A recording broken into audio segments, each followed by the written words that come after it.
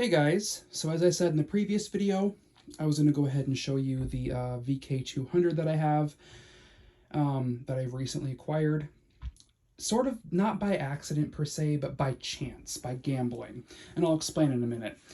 But real quick, just to set the scenery, as I said in my previous videos to even these two, this is my vacuum room, and I have a lot of stuff to show you guys. But my new rule is if I buy a vacuum, I gotta sell a vacuum and get rid of it, just because I filled up this room more than once, and I have to actually do work in here for work and school, and I would like to be able to access my little desk. So I have a ton of stuff I gotta show you guys. So I have a dirt searcher, Hoover Junior dirt searcher right here that's getting a new headlight hood that I got from England. Just waiting for that headlight hood. It should be here in this upcoming week. I have my vk200 I was talking about that I got from Germany. My other Vorwerks. Well, that one's actually branded Mighty Made, but it's a Vorwerk. My Hoovers. My other stuff. Another British Junior. A British Automatic X. I got a really good deal on it because, once again, a vacuum cleaner store owner that I know had it in the USA for whatever reason. I have no clue. I just recently got a Healthcare Pro new old stock. It didn't, for some reason, come with the tool holder, so I have that on order and I'm waiting for that. DCO3, DCO4, DCO1, DCO1, DCO1, DCO4, DCO7. So I have a lot of stuff I gotta show you guys. Oh, I forgot. I bought another K3, a red one this time, from Performance Reviews. I bought some Dyson canisters, DC22 Motorhead, DC23, DC46 Motorhead from Canada. So I have a lot of stuff I gotta go through and show you guys, but I want to get these two out of the way because right now I'm obsessed with this company. So this machine was listed on eBay USA, and I was like, I took a double take. I'm like, what? It was sitting in California. I'm like, okay. Well, the listing was stating that it needed repair. I'm like, okay, how? Well, he posted a video of the machine turning on, turning off, turning on, turning off.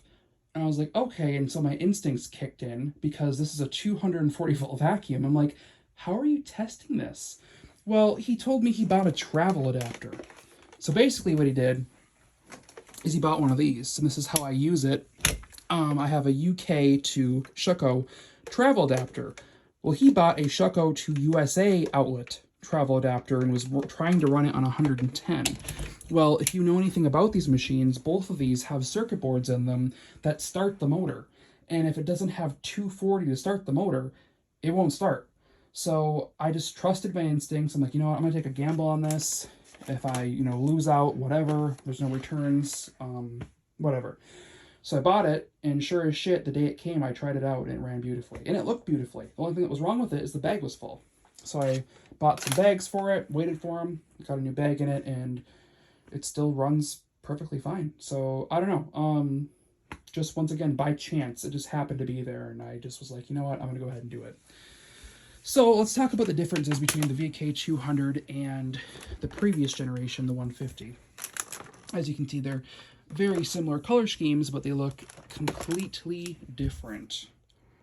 I mean, they did a complete redesign on the body. I think the motors are the same, but the body and the nozzles are completely redesigned. So, on the VK150, we have the EB370. It's a very good nozzle from what I've experienced. However, you really shouldn't, you can, but you really shouldn't take it on bare floor, especially delicate bare floor. I have flat surface flooring throughout my house for bare floor. Otherwise, I have 50-50 carpet and bare floor. And on the bare floor, what I will do is I will turn the soft feature on and let the auto feature do its thing. It'll raise the suction, and I can grab coffee grounds and crumbs. But if you have tile or real hardwood, I really wouldn't recommend it. This does have a dedicated bare floor brush that's really cool. I forgot to show you guys in the previous video. And you do have 4 squeegees, one on each side of the brush and one in front and back, or front and back. And if you turn the soft feature on, it'll slow down the brush. You have 2 rubberized wheels up front and back.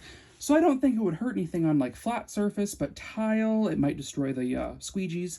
And on wood, I don't know. I would just use the dedicated bare floor brush if you have, you know, delicate flooring like that, like real wood. So that one's kind of limited to just carpet. Now, when they redesigned it to the EB400, they basically made it a multifunction nozzle. So if you look, there's two indicator lights here, and here I'll actually flip the machine onto auto. The machine won't turn on in the upright position. It shuts off everything. That's another feature too. This one will still run the suction unit, but turn off the brush. But this one will just have the lights on to let you know that it's actually on. So we have the carpet setting, and then we have this line for the bare floor setting. Now I'm going to flip it over, and I'll show you the differences on the bottom as well, and they're very drastic. You just saw the brush on that one. Well, prepare yourself. The brush on this one is extremely tiny, very, very tiny, which is why I was surprised with how well it cleaned, how tiny the brush was. So we have these squeegees or flaps here that sort of beat and, you know, get all the crap off the hard floor, and then the regular brushes right behind it. And then we have this squeegee, it's hiding in here, and this squeegee here. And then you have a setting for fine and flex, flex and then fine. Fine is for like grooved flooring, like tile, if you want to suck stuff out of the grout lines. Flex is for more like what I have, flat surface flooring. But what it will do on the bare floor setting, it'll sense the bare floor, and it has a servo motor that pops out this squeegee and then pops out this squeegee, and the brush slows down very, very slow, just like with the soft setting, and it increases the suction. So the auto feature on this machine is not only for the suction, but it's also for the nozzle. Very intuitive. It does have a dedicated bare floor nozzle, but you don't always have to go to the closet to grab it. You can just take this and go on bare floor, and I found it cleans actually very well on bare floor. The bare floor nozzle just has a little bit more flexibility to it. You can go around more things, you can get underneath more things, but this does just fine for me. So there's those differences. Now the next difference, as we go up the body, instead of having the two carry handles like on the VK150, we just have this one, which is a retractable handle. And they went ahead and took the bag door from the front and put it in the back. And they also redesigned the bag. I would take it off for you guys, but this is a pain in the ass to get back on with one hand. But the bag collar is different, and the way it sits is different. So that one is offset. So it's like off to, if we're looking at it straight on, it's off to the left a little bit. This one's straight on right in the middle. And so it basically, same thing, bottom fill, and just a bag door in the back. Now, let me show you the bags. So I had to buy new bags for it right when I got it, just because the bag was full, and I wasn't going to use that nasty-ass bag around my house. Excuse my French. So I bought bags for it, and they come in this neat little box, all tidy, like a little dumpling. And once again, we have that TUV rating. But like I said, the bag collar is completely different. So that's the VK200. This is a generic VK140 bag, or 150 bag, 140 and 150 actually, that I got with the machine because this came from a reseller, and the other Vorwerks I have coming are from the same reseller, and I guess they can't sell genuine bags with them for some reason. So I have more bags on order. Thank God it came with an empty genuine bag, otherwise I wouldn't have been able to use it. Because I don't trust these generic bags they gave me. But here, as you can see, very drastic differences between how they redesigned the bag. So that's kind of neat too. And as we go up the machine, we have a very similar setup when it comes to, like I said, releasing the nozzle in the VK150. You have the button option down there, or you have the release up here, same here. They highlight it in green, so you can remove the nozzle. It'll turn on now because the nozzle's not attached. But once you reattach it, it shuts it back off when the switch is on. Handle goes up and down via this little lever here. You unlock it, and then you can move the handle up and down. Cord hook, which I forgot to show you guys on this one. It's actually on the side. And then we have the switch, which is backwards. So on the VK150, the auto feature is number 1. On the VK200, soft is number 1, then you have medium, max, and then auto. And once again, I only use these machines on auto just because it makes more sense. It does it for me, and it does it very well. Better than a Miele, if you ask me. Now, one key difference between these two that kind of upsets me, and I think I mentioned it earlier in the video, but the body style changes and how thick the vk200 is just really, I don't know. I don't understand why they couldn't have kept the profile of the vk150. I mean, it does have this bump out, which makes it look the same, but it's actually not. This one is way chunkier. The vk200 is way chunkier than the vk150, which does make it a little bit more cumbersome, I'll say, to work with when you're using the hose. I actually enjoy using the 150 a lot more with the hose as a handheld, etc., than I do the 200, just because it's a little bit lighter in the hand. And the handle, when it goes down, it's more flush, whereas this one kind of sticks out more when it's all the way down. So, I don't know. I favor the 150, not just because I saw it on that TV show, but because it's easier to work with, I feel like, in other modes. Otherwise, on bare floor and carpet, these things are beasts. I do feel that the VK150 has a better brush setup for grooming and deep cleaning, but I think they both clean fantastic. So, long story short, let's go ahead and do a little demo of this one. So the auto feature for the suction does take a little while to kick in, as you can hear. And it should go now. There it goes. So now the suction motor has recognized the flooring type.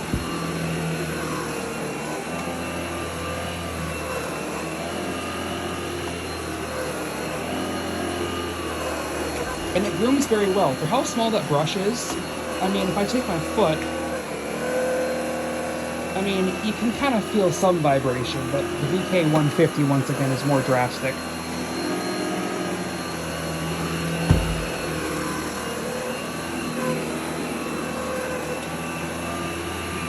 And then here, we'll take it out, just real quick, out in the hall to demonstrate the bare floor. So we're on carpet, let it get up to speed here.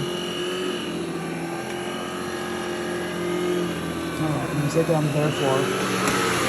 The light changes. And now the squeegee's out.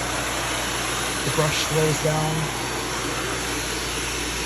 Suction increases. Bring it back to carpet. Turn down the brush right away. And then adjust the suction for the appropriate application. Oh, and another difference too is when you put the machine in the upright position, it doesn't just shut off the brush, it shuts off the whole machine. Also, another key difference, remember how I showed you guys the scent tablet option on the VK 150? There's a scent tablet holder right here. On the VK 200, the bags actually come with activated charcoal in them, in the material. However, if you want the smelly, all you have to do is open up this little pocket right here and throw it in there, and then the exhaust air will smell like whatever the hell you want it to smell like. The scent tablets for the VK 150 are a little weird. They're like these little lines, and they sit in that little collar, but you actually can shove one in there too if you want to. The VK 130, what's really nice is that on the suction end, where it draws in air, the pre-motor filter actually can come in activated charcoal. I think you can get them for the VK 150, the pre-motor filters that have activated charcoal. I just haven't looked hard enough. But anyway, this is pretty much my experience so far with this machine. I did daily it before my VK150 arrived, but once again, in the previous video, I ordered another nozzle, or power nozzle, for both of these machines, and parts, and bags, and everything that I would need, just in case they start discontinuing stuff. So I'm going to try to be as gentle as I can on both of them until the VK140 comes. That's the one I'm going to daily. So, long story short, I'm basically dailying the 150 until the 140 comes, and this one's just kind of going to be preserved, just because I don't know. I enjoy using it, but I much prefer using the 150 just based on how small it is, how easier it is to use and work with for the hose.